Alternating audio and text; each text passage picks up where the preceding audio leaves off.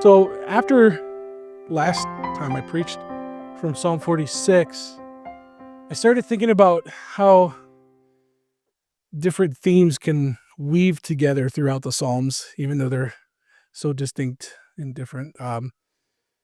And I thought it might be a good idea to put a little series together. I only preach about once a month, but little series of the Psalms of Zion together to talk about how some of the Psalms.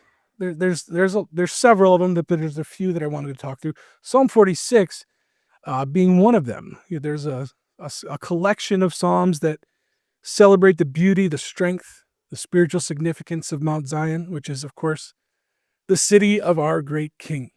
These Psalms do more than describe a place. They proclaim a perspective and a way of helping us live anchored in God's presence, His power, and His purpose. And last time in Psalm 46, even though it wasn't the main theme, we talked about Zion wasn't the main theme. We talked about the very first verse, Psalm 46, verse 1. God is our refuge and strength, a very present help in trouble. And we applied it to being unshaken in life's storms. That was actually the title of the message. But it's also a reference to Zion as a place of refuge. They say the city of our God is mentioned in there as well. Zion was a refuge, a place where God shelters His people. But now as we turn to today's topic, we'll go to Psalm 48, which is a very well-known Psalm of Zion. And in this, if we were to follow the theme of the Psalms of Zion, the theme shifts from shelter and survival to celebration and proclamation and so forth. The psalm invites us to lift our eyes, not in fear, but in reverence, in awe, to see Zion not just as a place of refuge, but as a revelation of who God is.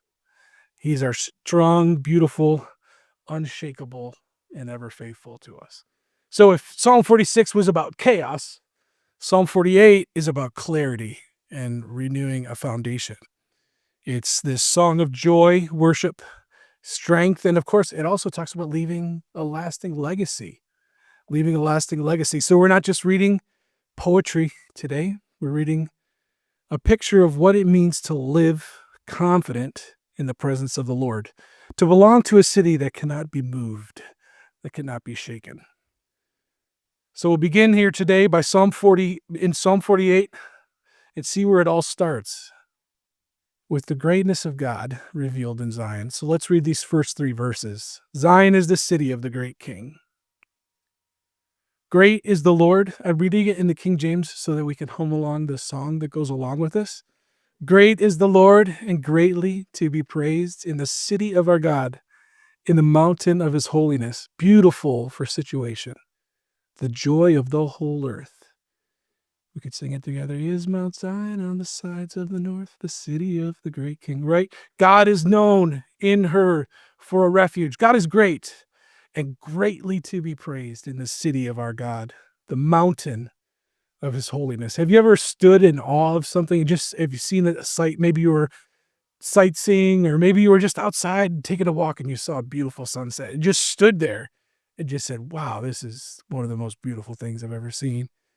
And outside of my wife on our wedding day, one of the most beautiful things I've seen in my life was when we went to Ireland in 2019 on our I think it was our 10-year anniversary 1 year later. And we went to the Cliffs of Moher, which is a very well-known place in Galway, portion of Ireland. And many famous movies have been shot there. I think it's the Cliffs of Insanity from The Princess Bride, if you're up on those types of things. And it was just standing there over this beautiful cliff, looking out on the ocean. It was one of the most beautiful things I've ever seen. And I was just like, and my wife and I, we've got like 100 pictures of the place because it was just so beautiful. And I've never seen anything like this in my life. Just a huge picturesque landscape. And I'm not really an emotional guy, as you all know, but it was emotional just thinking how could something like this be created that just looks like this. And it was wonderful.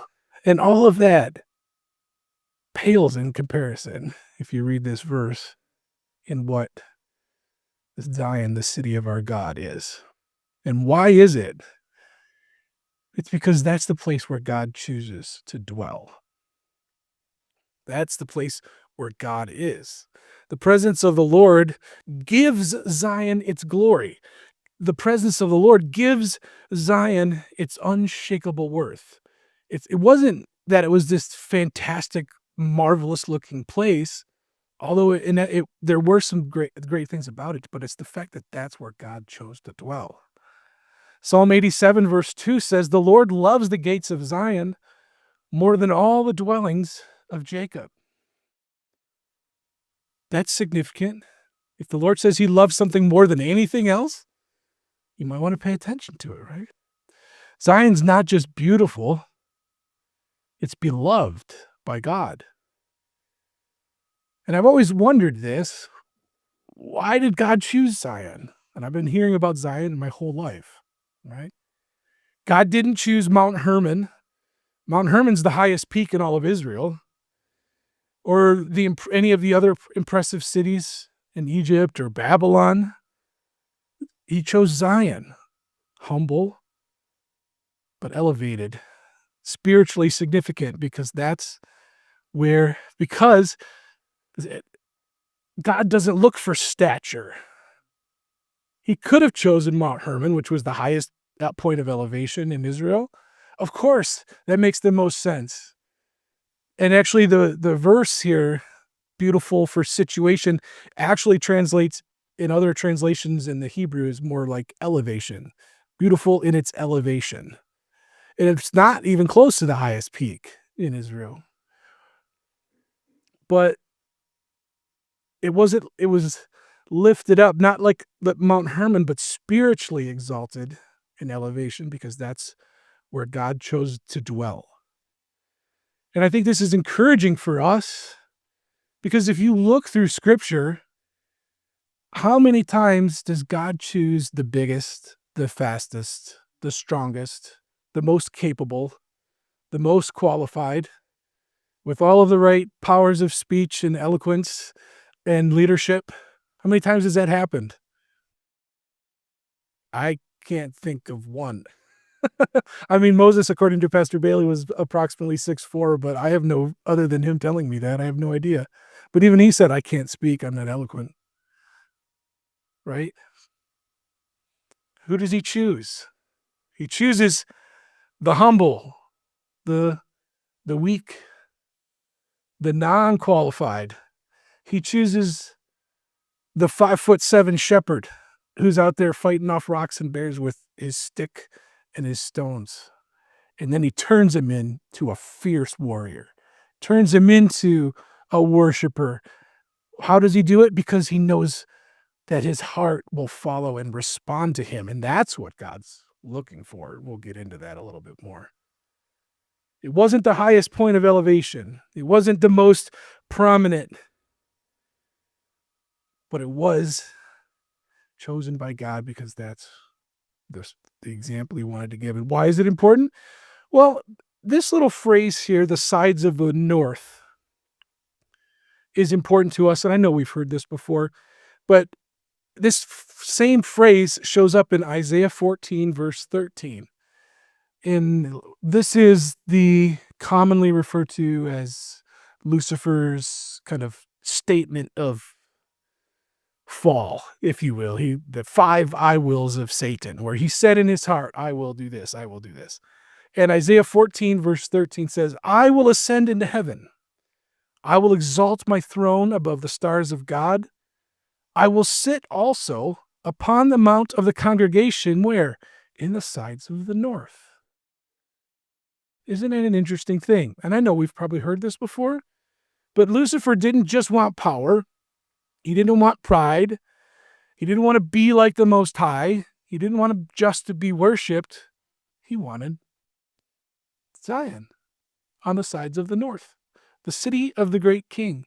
He craved the throne of God, the very place of divine rule and relationship with his people. But of course, we know he was cast down Isaiah 14:15.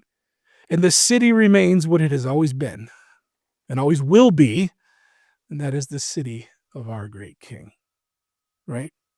But he wanted it. He said it right here. One of his things, I will be like the Most High. I will sit in the congregation on the sides of the north. I want that. And if he wanted it, he wanted to take it from God, that means he knows how much God's value is placed on that. So what does this mean for us? People today still chase power and influence, right? We all strive for thrones in our own lives. But as citizens of Zion, we don't grasp control. We rest in his reign. We rest in his power. We rest in his throne room. We don't need to ascend because we're already seated with him, aren't we? Isn't that what Ephesians tells us? We're already seated with him in high places. Hebrews 12:22 reminds us that we are come unto not Mount Hebron, but Mount Zion, unto the city of the living God, the heavenly Jerusalem, and to an innumerable company of angels. Do I have all the verses up there, Carolyn? Yeah, I do. To the general assembly, to the church of the firstborn, which are written in heaven, and to God, the judge of all, and to the spirits of just men made perfect, and to Jesus, the mediator of the new covenant, and to the blood of sprinkling that speaketh better things than that of Abel. When we grasp the greatness of God and his presence among us, the only right response is worship,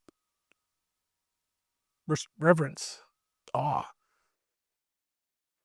I was reading through this morning Pastor Bailey's book on Psalms, where he covers Psalms 48, and there's a nice quote in here that I'd like to read. He wrote, "The greatness of the Lord is magnified by the praises of God's people in Zion. Zion is the epitome of the beauty of holiness. It will become the joy of the whole earth in the last days of the church and during the millennium.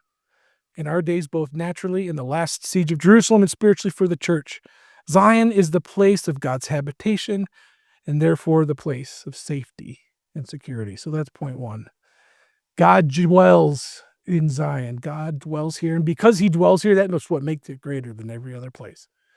It wasn't high and exalted like Hermon or beautiful and spacious like potentially like Babylon or even like Egypt. But it's where God dwells, and that's what makes it the best of all. But Zion is not just a holy place of praise, it's also a place of power. It's not just beautiful, he defends it. So let's look at how God protects his people in Zion. Next, point 2. Zion is defended by the Lord of hosts. Psalm 48, verses 4 through 8. "For lo, the kings were assembled. They passed by together, they saw it, and they marveled. They were troubled and hasted away. Fear took hold upon them there, and pain as a woman in travail. Thou breaks the ships of Tarshish with the east wind. As we have heard, so have we seen in the city of the Lord of hosts, in the city of our God. God will establish it forever." In that verse, they saw it and they marveled. They were troubled and they ran away. Have you ever seen someone come into a situation where they realize, oops, I immediately regret being here. This was not a wise thing. Maybe it's less chasing his alligators around. I don't know. But you immediately become pale-faced with fear and retreat and run away. I was talking to one of my fellow umpires Friday. We had a game up in Tarpon Springs, and he made a couple calls that were not very popular with the fans. And I said, we always have a custom to leave the field together, that we were just walking off. It looks professional, and plus you're there to help each other out. And so as we're changing in the car in the parking lot, he's like, "Oh, you can go ahead. You can leave. I'm fine." I'm like, "No, I'll be okay. I'll just wait here and make sure everything's good." Because they were kind of rowdy and it was crazy. And he goes, "Don't worry. If anything dangerous happens, I'll just run away. I'm not scared." I was like, "Brother, that's the perfect attitude." He goes, "I'll just run away. I'm fast." And nothing happened. I'm not trying to draw any extra hyperbole here. It's just more of a thing of run away. That's what they did. They saw Zion, and they didn't even try. They just ran away. They saw it. They came in expecting a fight, but instead they encountered the presence of the Lord. The psalmist paints a picture of invaders who approach the city and are immediately overwhelmed, not by the battlements or the enforced walls, but by the glory of God. This makes me think of Jericho. When Israel went to Jericho, they didn't bring all their trebuchets and machines of war and all of their siege items. They marched around it, and they didn't even say anything at first, did they? They were silent. In fact, they were commanded to be silent. And they're marching around the city. And at the end, they don't do anything fancy. They just shout, blow the trumpets, and worship. Shouts instead of catapults, right? And the walls just fell. Not because of their power in their voice, but because God was with them. They were prepared, and they followed in obedience his battle plan. Now, historically, Zion was viewed as a very powerful fortress. At times, it was thought to be nearly impenetrable. Mount Zion's elevation and natural valleys around it created strong defensive advantages. I'm not diminishing Zion at all. In fact, when David came to take that city, the Jebusites mocked him in 2 Samuel 5, verse 6. They said that even a blind man could hold off a siege at Zion based on how strong the fortress was. We'll read 2 Samuel 5, verse 6. And the king and his men went to Jerusalem against the Jebusites. The inhabitants of the land who said there, David, you will not come in here, but the blind and the lame will ward you off. So it's not like it was this little humble place. It was a powerful fortress. So much so that the Jebusites said, we could just let our blind and our lame fight you off. You still wouldn't make it. But over time, David did, of course, take the Jebusites.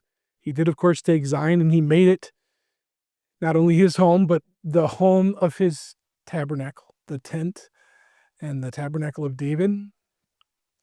And over time, the sense of invincibility of Zion led to some dangerous presumptions by the children of Israel. The people began to believe that Zion could never fall because God had delivered them before and he always would.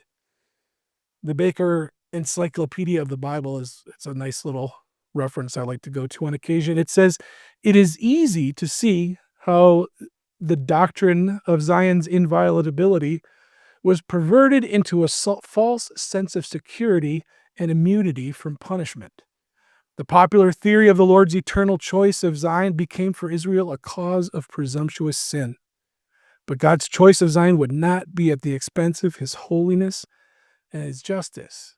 And of course, prophets like Jeremiah confronted this head on multiple times over, telling them that Zion would fall, the sinners in Zion would be afraid, and so forth. Zion's strength, although formidable, was never in its stone. It was in the presence of God within it. Psalm 46:5 says, God is in her midst. She shall not be moved. You can look at 2 Kings 19 and that siege in Jerusalem where the Assyrians surround with 185,000 soldiers. And Israel didn't do anything. Again, nothing.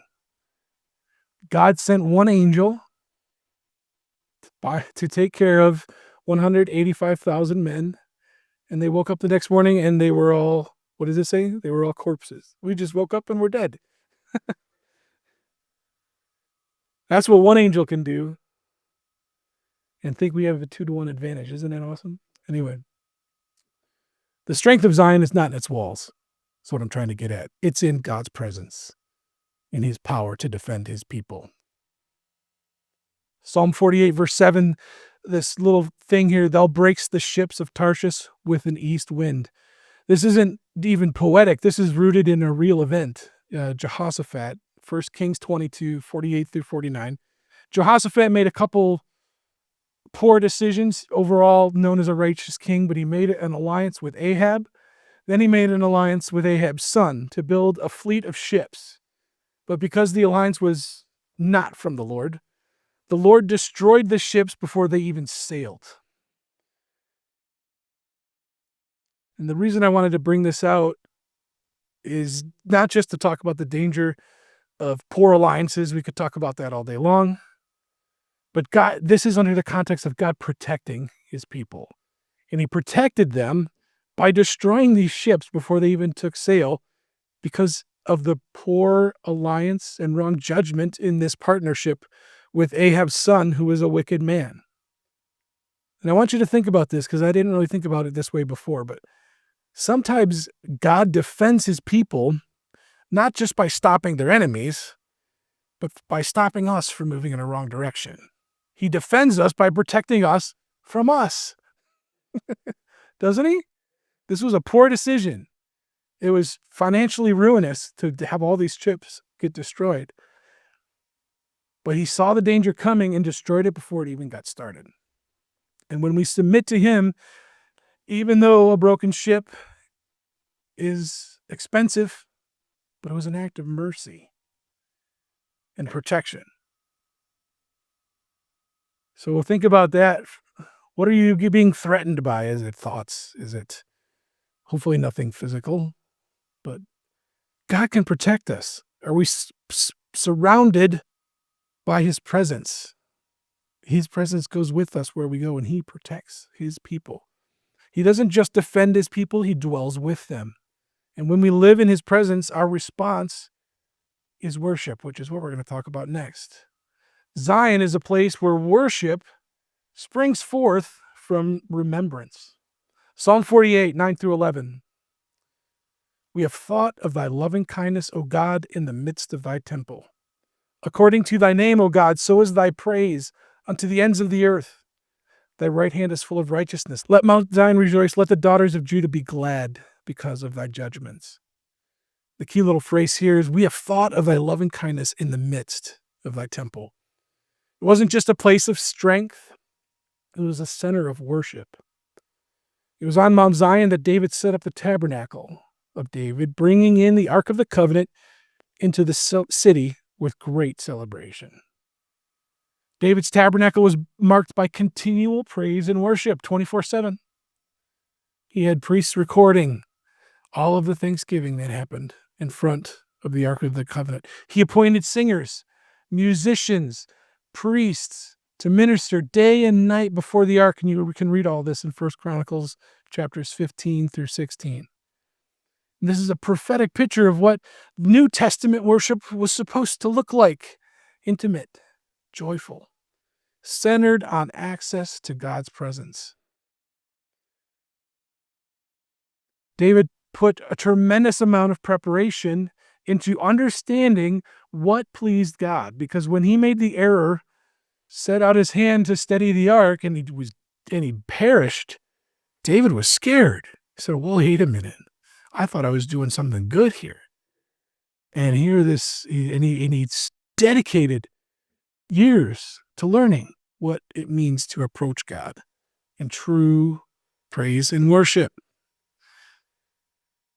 He crafted instruments. He organized them into divisions and orders of service. This is nothing like what worship looked like before. This was completely new.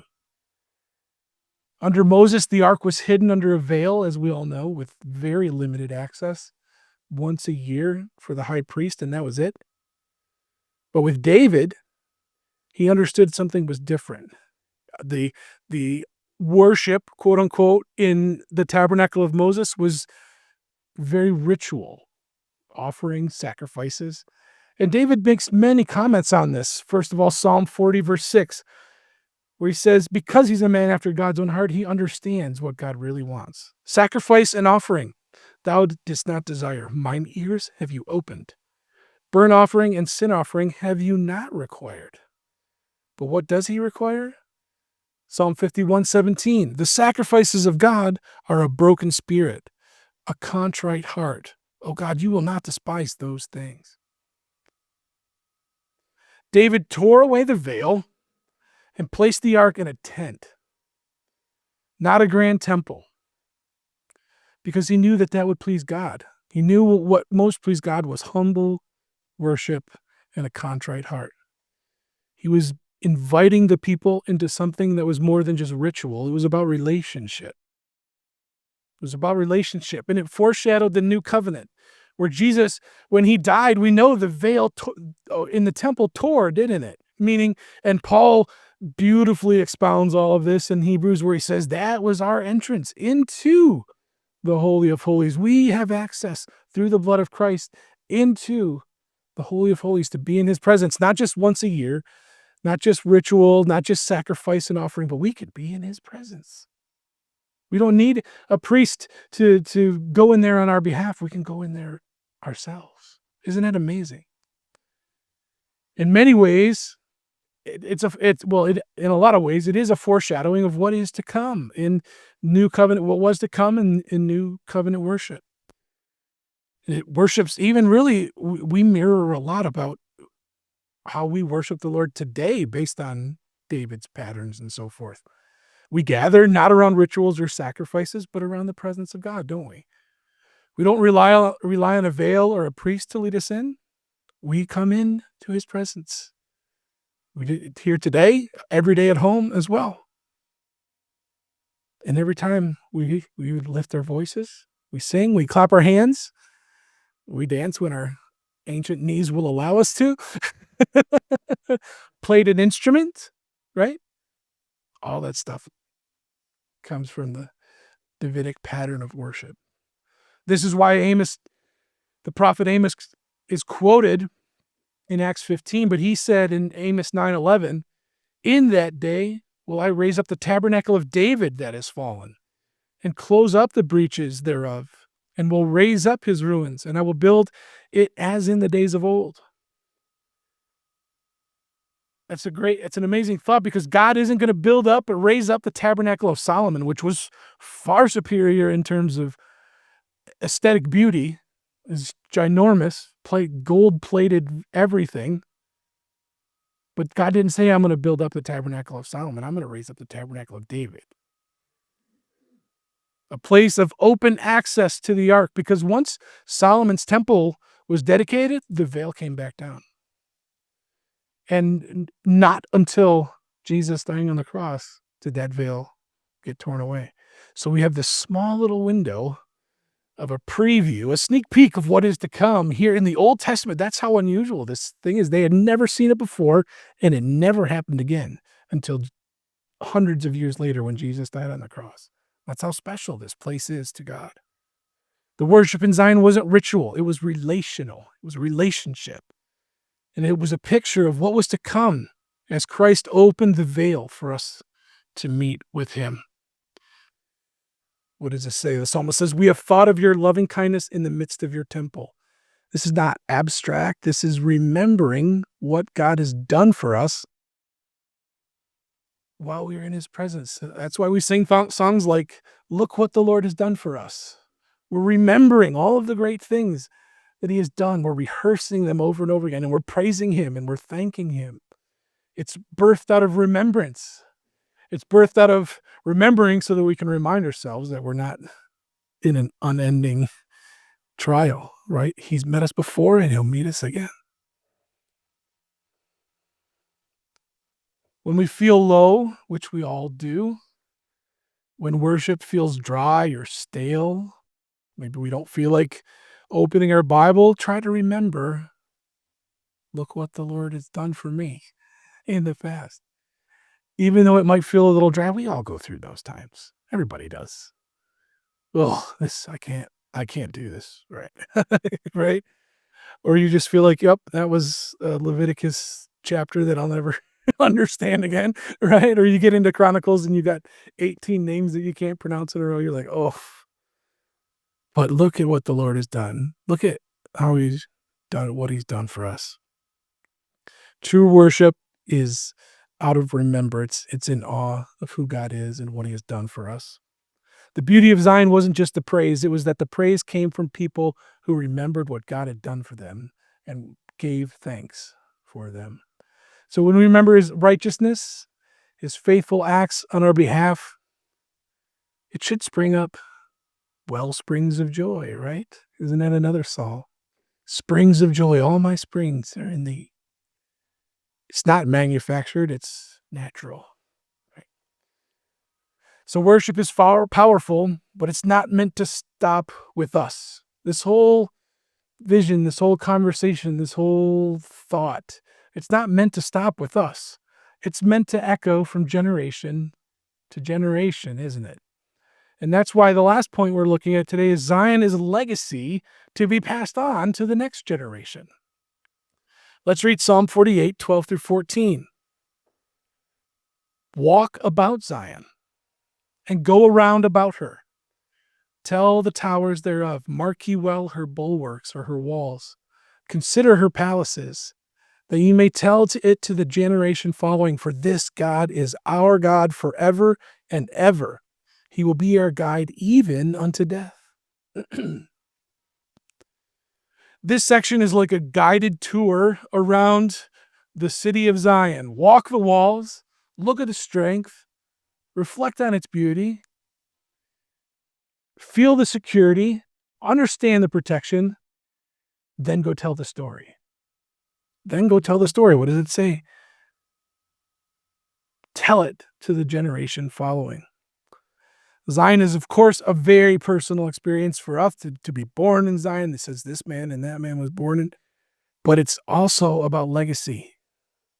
It's also about carrying it on to future generations. All legacies have to be passed on, not just preserved. Psalm 78, verse 4, we will not hide them from our children, showing to the generation to come the praises of the Lord and his strength and his wonderful works that he has done. The next generation won't know about the strength of Zion unless we show them. They won't know God's nearness unless we tell them our stories. If we stay silent, the praise of Zion can grow dim, can't it? I was at Bible school teaching, not this past time, but the last fall when I went. And this younger generation of students, I was shocked. I was teaching, and this is not an indictment at all. It was just the reality. And I was sharing a story about Pastor Bailey, and I'm like, oh, you've all heard that a million times because it's a story that's been shared a million times. And except for maybe two of them, none of them have even met Pastor Bailey. And I thought I couldn't wrap my brain around that. I'm like, how could you not have met Pastor Bailey? And so I was like, they need to understand who this man was. It's not just reading the books. And so I started eating lunch with them or taking them to lunch, and I would just tell them stories about who he was, who he is, or what his legacy really is in our fellowship, and just tell funny stories because he was so funny. That's one thing a lot of people don't understand is how funny he really was. But once you got the British sense of humor, but I just had to, I was like, how do they not, I've never even met him before. And I was like, that can't stand. We can't let that happen. To let that legacy live on is very important. And that's one of the things I admire most about my spiritual father, Pastor Tucker, is how he taught and guided me, not just by showing me scriptures, and I know you guys can attest to this as well, but by personal testimony. Whenever I saw counsel, he wouldn't just say, here's a verse, go memorize it. He would walk me through it. He would explain it to me. And then he would say from his own life how following this verse has benefited him, and say, yep, I remember 1962 when I had $1 left in my wallet and God said to give it to somebody and we needed milk. I remember the story. And it was like, do you want to be obedient to me or do you want this? And so he gave the money away. I still remember it. Passing on the story, the legacy from generation to generation is very important. They're not just informative stories, they transform our lives. I still remember that story that he told, I don't know how many years ago. They show the strength of Zion in real time. And we can proclaim that to the next generation. So the church today, it's our responsibility and our privilege to carry that on, because not to not only to continue the legacy, but they're waiting in heaven for the outcome so that their inheritance is affected by how far and how well we do, right? We see that in Hebrews 11, Hebrews 12, so many lives depend on what I do, right? Okay. So what do we take with this as we journey through Zion? And we'll cover some more Psalms over the next several months when I'm able to preach. Our God forever, he will guide us, even in death. He is with us. He is forever our guide. And even when we pass on into eternity, he's still going to be our guide. That's not the end of the race. It's really just the beginning, isn't it?